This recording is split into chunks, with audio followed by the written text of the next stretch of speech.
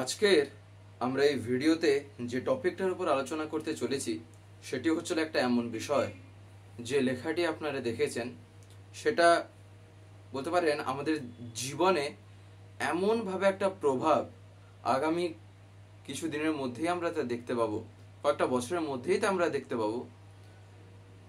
পরম পূজ্যপাদ শ্রী আচার্যদেব সেই বিষয়ে একটা কথা জানালেন, একটা কথা তিনি আমাদের প্রত্যেককে বললেন।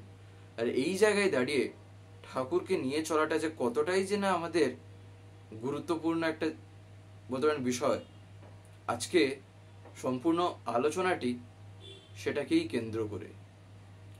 যাই হোক, আজকের এই আলোচনাটি এবার আমি শুরু করার আগে আপনাদের কাছে শুধু একটি কথাই অনুরোধ করছি, ভিডিওটিতে আপনারা সম্পূর্ণভাবে যুক্ত থাকার চেষ্টা করবেন।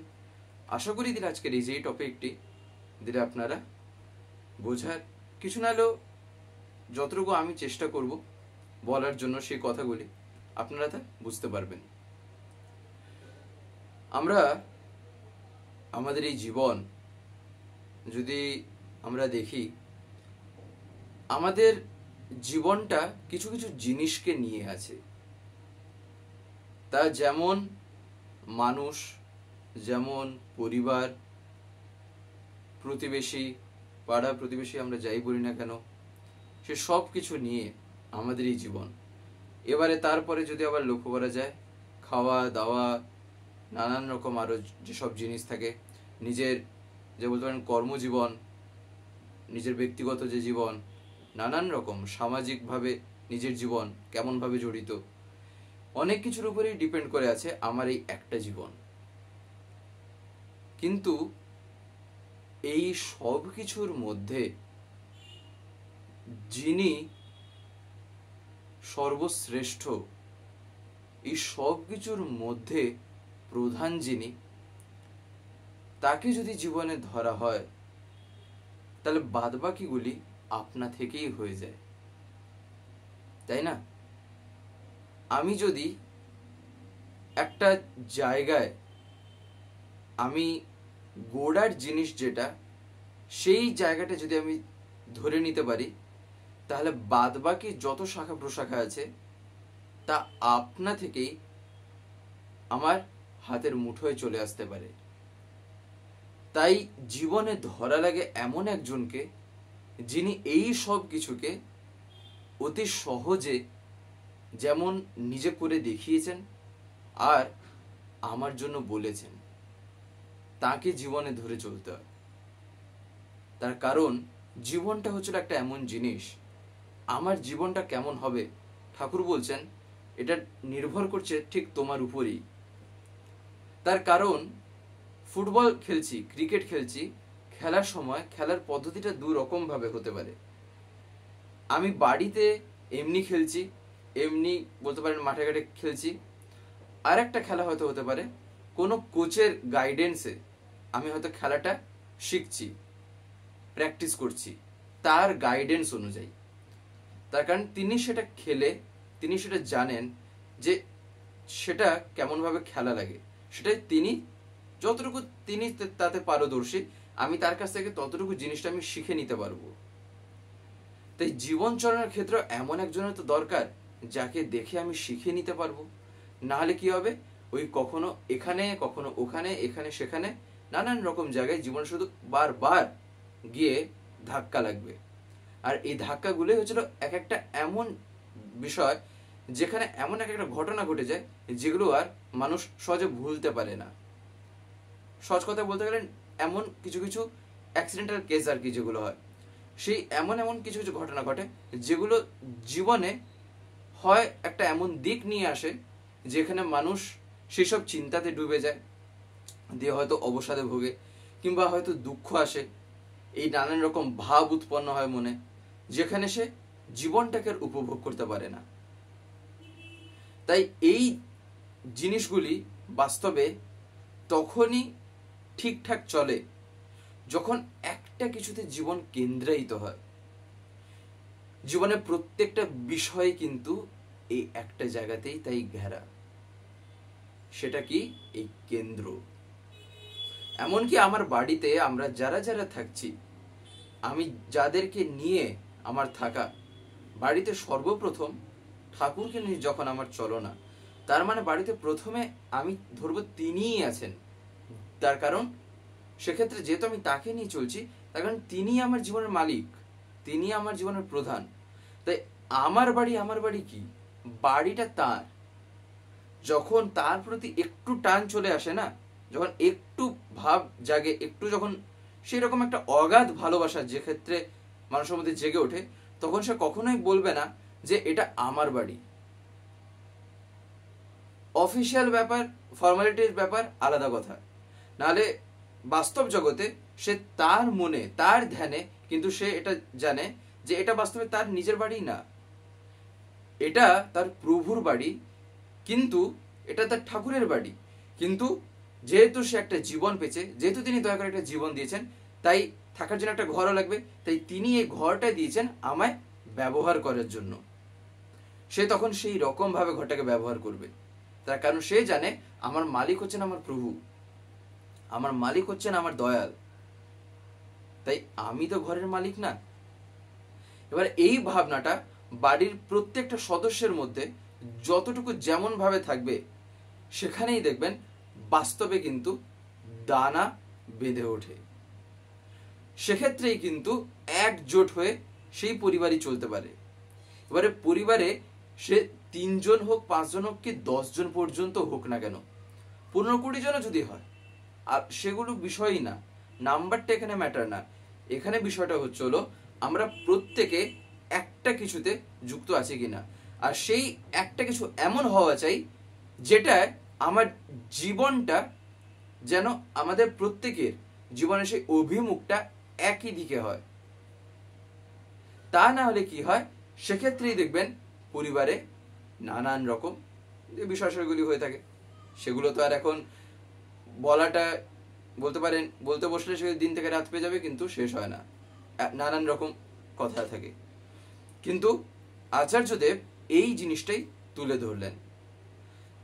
পরম পূজ্যপাদ আচার্যদেব একদিন কথা প্রসঙ্গে আমাদের পরিবার সম্পর্কেই বলছেন, আমরা বাড়িতে থাকি এটা ঠিকই, একটা বাড়িতে বসত, বাড়ি একটাই, একটা বাড়িতে বসত, কিন্তু এক একটা দ্বীপপুঞ্জের মতন আমাদের থাকা, একটা দ্বীপপুঞ্জ যেমন হয় ওই রকম আমরা থাকছি।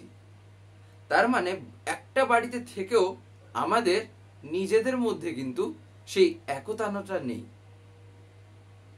একতানতাটা নেই বলেই নিজের মনে যে ভাব, অপরজনের মনে আরেকটা ভাব, তার মনে আরেকটা ভাব, এই একে একে এক একটা ভাব নিয়ে চলছে, যার ফলে কি নিজেরা নিজের মনের মতন অনুযায়ী সেই মনটা কতটুকু রঙিন, সেই মনটা কতটুকু বৃত্তি প্রবৃত্তির আওতায় ঘুরছে, সেটা না সে বুঝতে পারছে, না ও বুঝতে পারছে, না আরেকজন বুঝতে পারছে।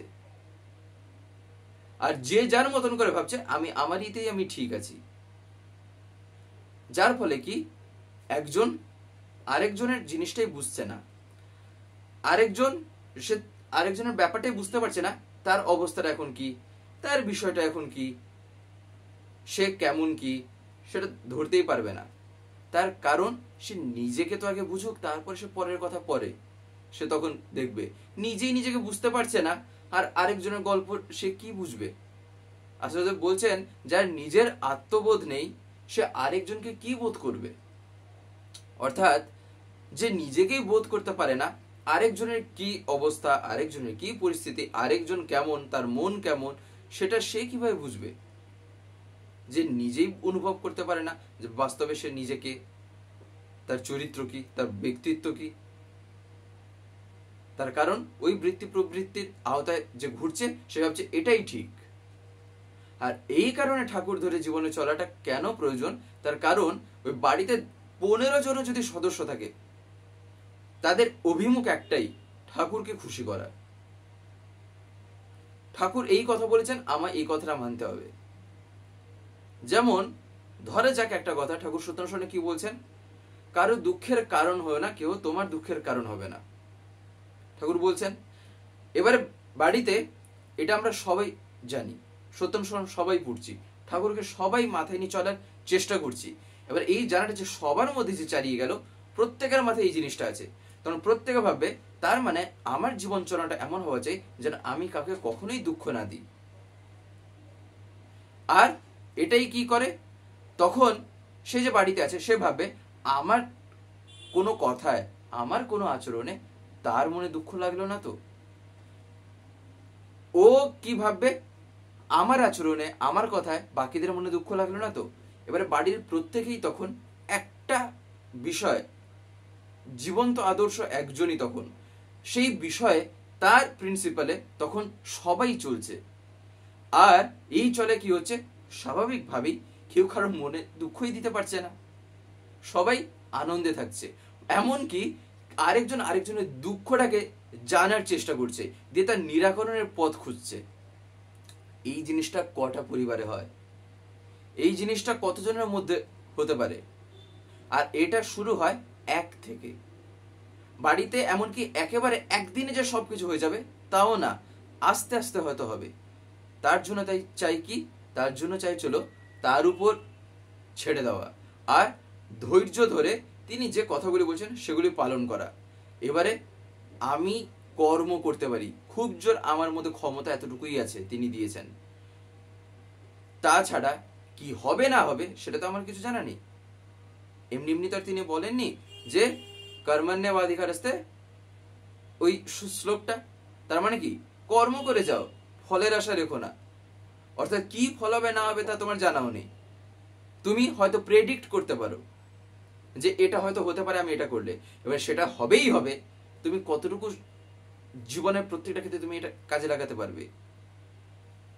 তাই এবারে জীবন চলাটা তাহলে কেমন হওয়া চাই, আশা করি এখান থেকে বোঝা যাচ্ছে। পরম পূজ্যপাদ শ্রী আচার্যদেব এখানে প্রত্যেকটা কথা এমন ভেঙে ভেঙেই বলেন।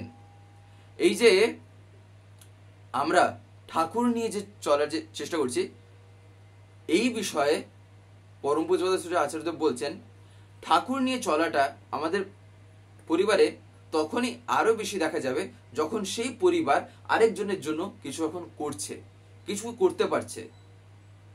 যখন সে সামাজিকভাবে, ব্যক্তিগতভাবে, নিজের পরিবারের দিক দিয়ে, সব দিক দিয়ে যখন সে একটা মঙ্গল কর্মযজ্ঞে যখন যুক্ত আছে, তখনই সেই পরিবার এই সমাজের জন্য কিছু কল্যাণকর কাজ তখনই করতে পারে, তাই না? তাই ঠাকুর নিয়ে চলাটা যখন হয় তখন কি হয়, এইরকমই কিছু কিছু কথা, যেমন যে কথাটা একটু আগে শুনলাম, ঠাকুর যেমন সত্যনারায়ণ কি বলছেন, ওই কারোর দুঃখের কারণ না কেউ তোমার দুঃখের কারণ হবে না। বাড়ির প্রত্যেকে যদি তাই ভাবে তাহলে কেউ কারো মনে কি দুঃখ দিতে পারবে? শুধু ভাবনা তো আর থাকলে হবে না, ভাবনাটা চরিত্রগতও করা চাই, নাহলে ওই বই পড়ে বই হয়ে যাবার মতন অবস্থাই হয়ে যাবে, তাই না? কিন্তু বেশিরভাগ ক্ষেত্রে হয় কি, বেশিরভাগ ক্ষেত্রে হয় আমার ব্যাপারটা তো ঠিক আছে, ওর হলো হলো না তাতে আমার কি দায়, আমি ঠিক আছি, আমার ছেলে ঠিক আছে, আমার স্বামী ঠিক আছে, তাতেই আমি খুশি, তাতেই আমি আনন্দ, বাকি সব জলে ভেসে চলে যাক, তাতে আমি কি করতে পারি, আমার কি করণীয়, এইরকম হয়তো আমি ভাবছি। তার মানে ঠাকুর নিয়ে চলনাটা কতটুকু জেগে উঠেছে ভাবা যায়। আর এই ভাবনাটা তখন কি করছে, বাড়ি কিংবা বাড়িরই কেন, যে কোনো মানুষের মনেই যদি আমি এইরকম কারোর প্রতি যদি আচরণ করি, তার মনে আমি কি করলাম, ডিরেক্টলি হোক ইনডিরেক্টলি হোক, যেমন ভাবে হোক না কেন, তার মনে দুঃখের কারণ আমি হলাম। আর এই যে হলাম, এবার তাহলে কি হলো, ঠাকুর সত্যনারায়ণ ওই বাণীটাই ফল দেখিয়ে দেবে কি হলো না হলো, তাই না? এই কারণে ঠাকুরনি চললে কি হয় আর না চললে কি হয় এখানেই বোঝা যায়।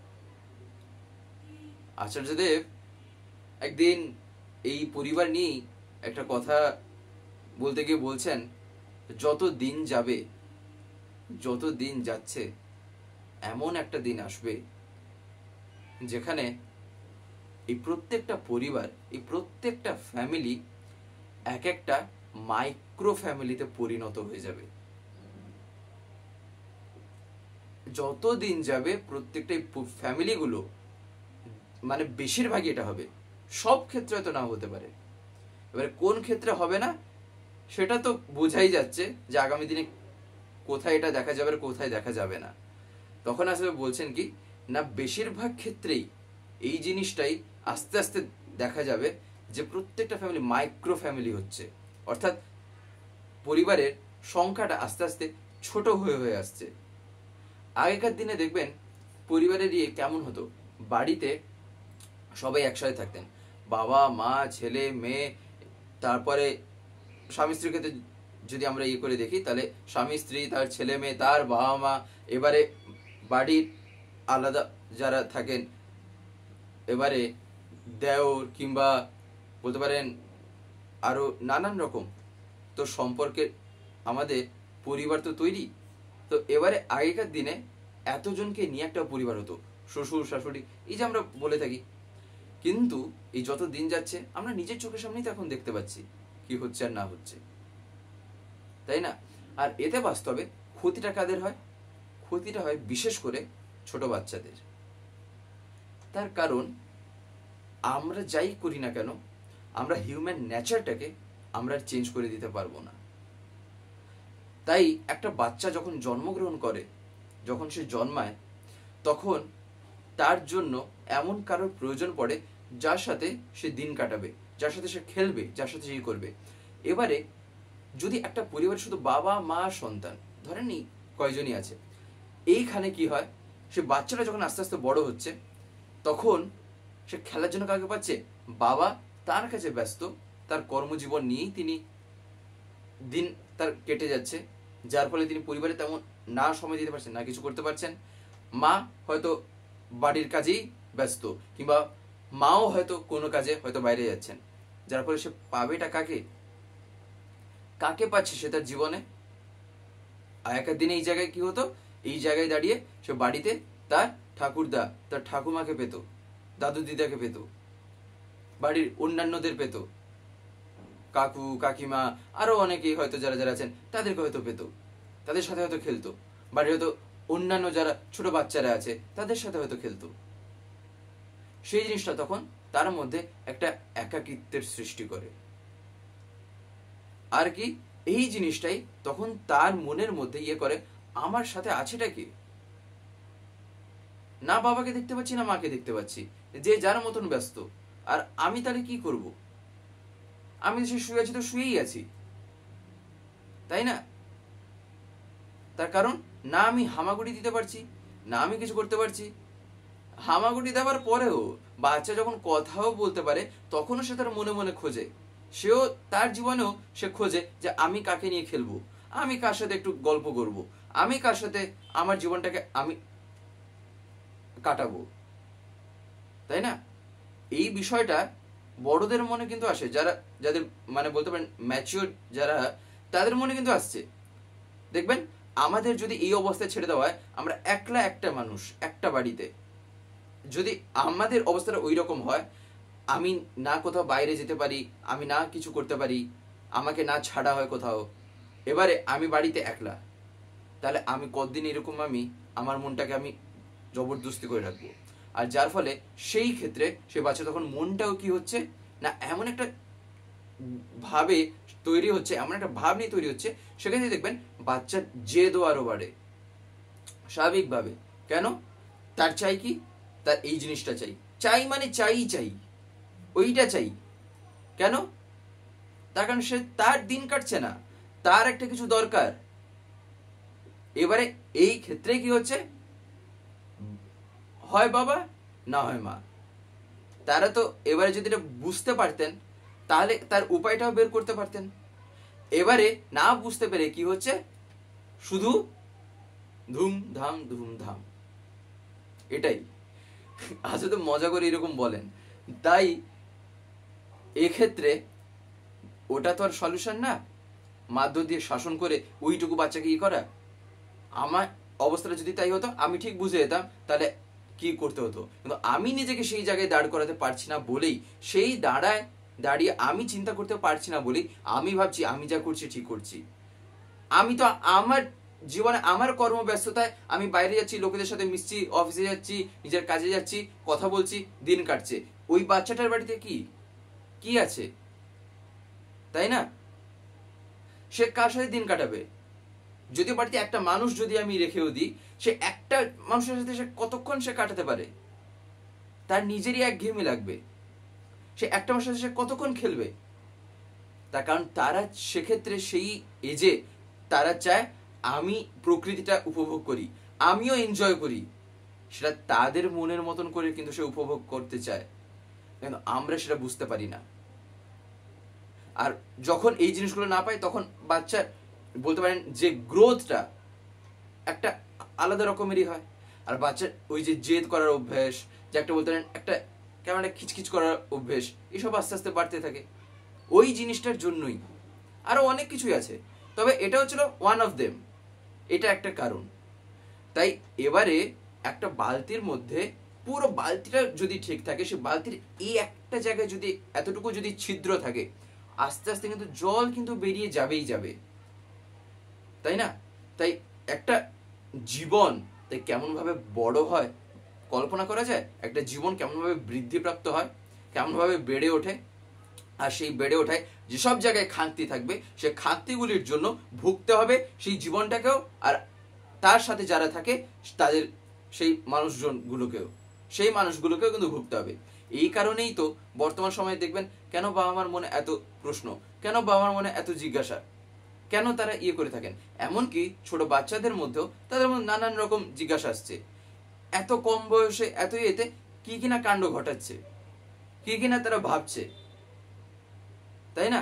কি কি জিনিস নিয়ে তারা মশগুল আছে। তাই এই কারণে আচার্যদেব বলছেন ঠাকুর ধরে চলাটা কতটুকু কোথায় সার্থকতা নিয়ে আসতে পারে তা আমরা চিন্তাও করতে পারবো না।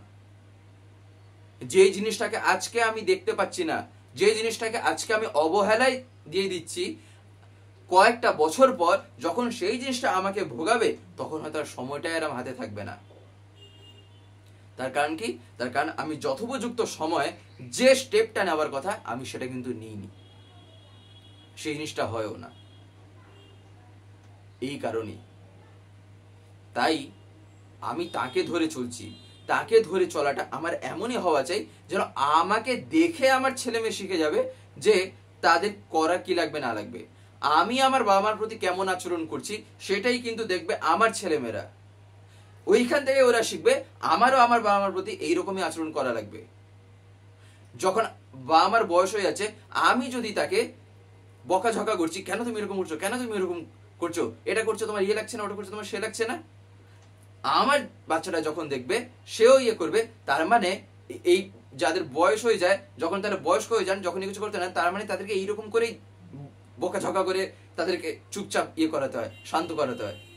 তখন আমার যখন ওই রকম এজটা হবে, তখন ও আমায় এইরকমই ট্রিটটা দেবে। আর যখন ওটা দেবে তখন সেটাকে গ্রহণ করাটাই কিন্তু স্বাভাবিক। তখন যদি আমি গ্রহণ করতে যদি অপ্রস্তুত থাকি, তার মানে নিজের পায়ে যে আমি নিজেই কোদালটা চালিয়েছি, তখনই বোঝা যায় যে কেন আজকে আমার এই দুর্দশা, কেন আজকে আমার এইরকম অবস্থাটা, কেন আমার ছেলে মেয়ে আজকে আমার প্রতি এইরকম আচরণ করছে। তার কারণ ছোটবেলায় তারা দেখেছিল আমি কেমনটা করেছিলাম। যদিও শুধু এটা একটা কারণ, কিন্তু তাছাড়া আরো অন্যান্য কারণ থাকতে পারে, এটা তার মধ্যে একটা কারণ।